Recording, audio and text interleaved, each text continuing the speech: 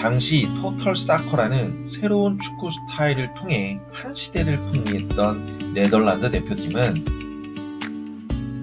1960년대를 대표하는 전술 구조 중 하나로서 카테나치오라고 불리우는 이탈리아의 빗장 수비 대형은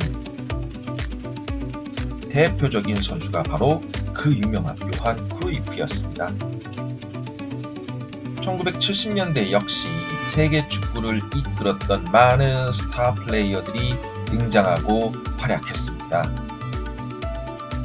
서독의 리베로이자 수비 중심이었던 프란츠 베켄바워와 전원 공격, 전원 수비라는 토털 사커의 개념은 안녕하십니까. 축구와 관련하여 핵심적인 내용들을 요점 정리해드리는 섀도우입니다. 저희 채널에서는 세계 축구의 역사라는 주제를 테마로 정하고 얘기 나누고 있습니다. 오늘은 제2편으로서 세계 축구의 중흥기라고 할 수 있는 20세기 중후반 1960년대부터 1970년대까지를 다뤄보겠습니다. 1966년 제8회 대회는 잉글랜드가 자국에서 대회를 개최하고 지금까지도 잉글랜드의 유일한 챔피언 트로피를 들어 올리며 종주국으로서의 체면 치레를 했던 것으로 기억에 남는 대회입니다.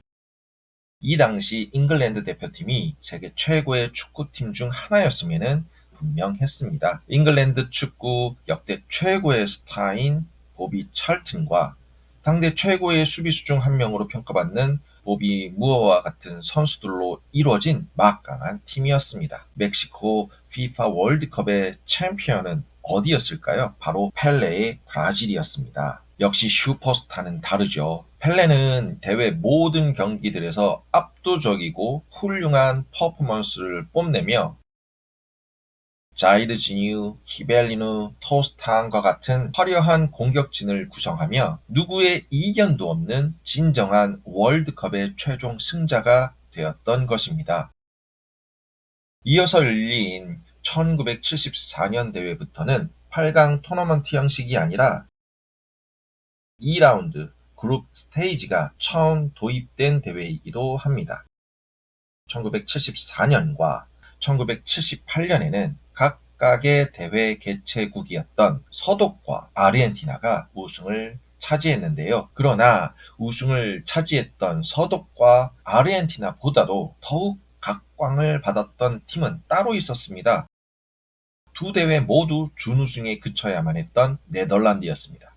당시 토털 사커라는 새로운 축구 스타일을 통해 한 시대를 풍미했던 네덜란드 대표팀은 FIFA 월드컵을 들어 올릴 수 있을 만큼의 뛰어난 실력을 보여줬음에도 불구하고 아쉽게도 매 결승전마다 마지막 고비를 다름 아닌 주최국들의 우승에 대한 열망을 뛰어넘지는 못했던 것 같습니다. 하지만 분명한 것은 이 당시에 네덜란드 대표팀이 보여줬던 전원 공격, 전원 수비라는 토털 사커의 개념은 현대에 이르기까지도 축구 전략사적으로 아주 큰 영향을 끼쳤던 전술 구조였다는 것이며 이를 피치 위에서 가장 현란하게 구사했었던 대표적인 선수가 바로 그 유명한 요한 크루이프였습니다. 당시 세계 축구계에서 서독의 리베로 프란츠 베켄바워와 네덜란드 토털 사커의 사령관 요한 크루이프의 대결은 그야말로 최고의 흥행 카드였는데요. 이를 공교롭게도 1974년 제10회 FIFA 월드컵 대망의 결승전에서 펼쳐 보일 수 있었던 겁니다. 한편 1978년 제11회 FIFA 월드컵은 안타깝게도 아르헨티나 군사 독재 정권 체제 하에서 우승에 대한 야욕과 독재 정권의 홍보 수단으로 월드컵을 이용했던 최악의 월드컵 중 하나로 남아 있습니다. 이 당시에 아르헨티나는 자국의 우승을 만들어내기 위해서 군부가 직접 월드컵에 개입하기까지 했다고 하니 참으로 애석한 일이 아닐 수 없겠죠. 1970년대 역시 세계 축구를 이끌었던 많은 스타 플레이어들이 등장하고 활약했습니다. 소독의 리베로이자 수비 중심이었던 프란츠 베켄바워와 공격을 이끌었던 게르트 뮬러, 세계 축구 역대 최고의 선수 중 한 명으로 거론되고 있는 요한 크루이프.